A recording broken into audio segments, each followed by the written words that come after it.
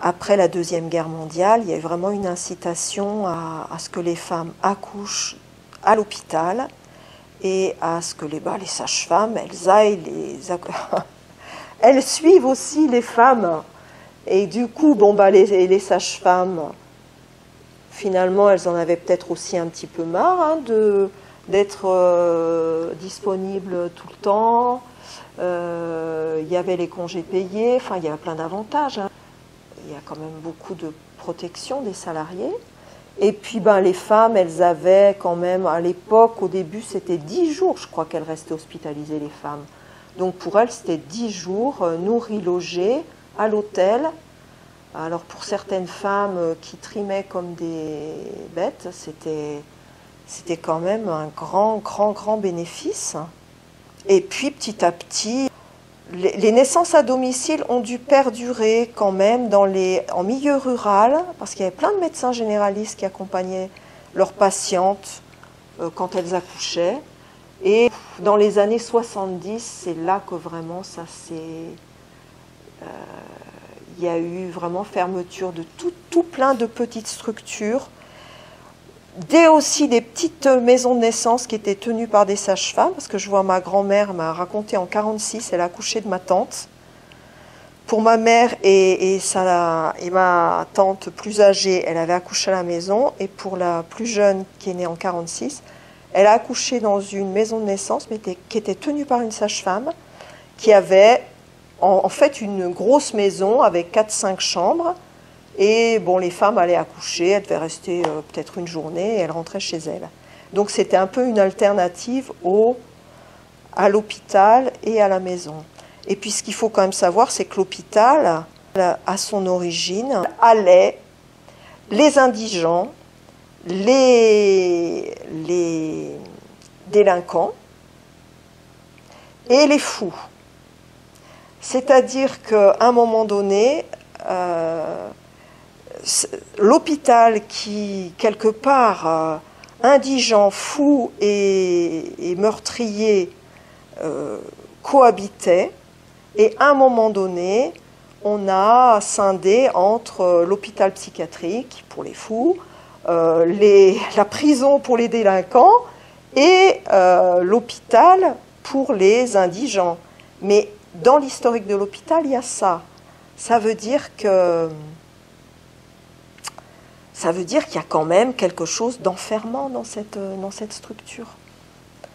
Et ça a évolué, bien sûr, ça évolue, mais il y a toujours actuellement, quand on rentre à l'hôpital, on ne peut pas en sortir comme on veut. On ne peut pas, malgré la loi Kouchner, tout à fait faire ce qu'on veut à l'hôpital. Et puis ce qui vient de se passer depuis mars 2020 confirme qu'on peut être pris en otage quand on va accoucher. L'hôpital, c'est pas un lieu de liberté. Et moi, des fois, j'ai été étonnée quand j'étais jeune sage-femme ou étudiante sage-femme de voir que les femmes à l'hôpital, qu'elles soient chefs d'entreprise, ingénieurs, femmes de ménage ou je ne sais pas quoi, ou même sans domicile fixe, mais quelque part, ces femmes, elles sont un peu toutes logées à la même enseigne, on leur dit quoi faire, et elles le font. Et c'est quand même... alors on va prendre sûrement un peu plus de gants avec les professions plus socialement favorisées, mais quelque part, il faut qu'elles se couchent, elles se couchent. Ici, en Ardèche, c'est très spécial parce que ça ne s'est jamais perdu ici. Il y a toujours eu des sages-femmes qui ont accompagné des naissances à la maison. Et il y a eu une sage-femme d'ailleurs qui a écrit un livre qui s'appelait Mémoire d'une sage-femme d'Ardèche et qui, elle, était sage-femme, qui avait dû être diplômée dans les années 1920 et qui racontait un petit peu tout ce parcours. Et en Ardèche, elle disait que au début qu'elle travaillait dans le coin, il y avait tout le monde, les femmes, en tout cas une grosse majorité de femmes, et en particulier en milieu rural, accouchaient à la ferme, et puis que petit à petit ces femmes-là étaient allées accoucher à l'hôpital, donc après-guerre. Et sûrement, ben moi je vois enfin, mon ex-belle-mère avait eu 6 enfants, le premier en 46. Les premiers, ils sont nés à la maison avec le médecin généraliste. Et comme les aînés étaient nés à la maison avec un médecin généraliste, les plus jeunes, le dernier, il était né en 55. Il était né à la maison aussi. Mais elle disait qu'à l'époque déjà, le médecin, il incitait les femmes à aller accoucher à l'hôpital. Après, à l'époque, il y avait encore une alternative, c'est que les médecins généralistes, ils pouvaient accompagner leurs patients pour accoucher à l'hôpital. Ce qu'on appelle maintenant les plateaux techniques, ça existait déjà, les sages-femmes aussi, elles pouvaient accompagner leurs patientes à l'hôpital, on les laissait faire. Et puis, bon, bah ça s'est arrêté. Après, il y a eu des lois qui l'ont permis, mais il y a toujours ou bien la direction de l'hôpital, ou bien les anesthésistes, ou bien les sages-femmes. Il y a toujours quelqu'un qui n'est pas d'accord, et c'est compliqué à mettre en place ces plateaux techniques.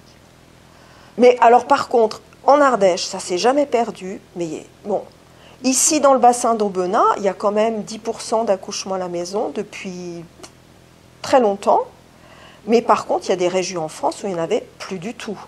Il n'y en avait plus parce qu'il n'y avait plus aucune sage-femme ou aucun médecin généraliste qui acceptait. Et du coup, c'est sorti un petit peu de la tête des gens, sauf dans certaines régions. Donc Drôme-Ardèche, il y a toujours eu.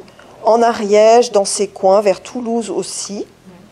Les grandes villes, à Lyon, il devait y avoir quelques sages-femmes. À Paris aussi, quelques sages-femmes qui accompagnaient des naissances à la maison. Et puis là, je pense que le fait des réseaux sociaux, il y a quand même beaucoup de discussions. Puis depuis la crise sanitaire de l'an dernier, toutes les collègues qui font des accouchements à domicile sont débordées par les demandes et refusent beaucoup de monde actuellement.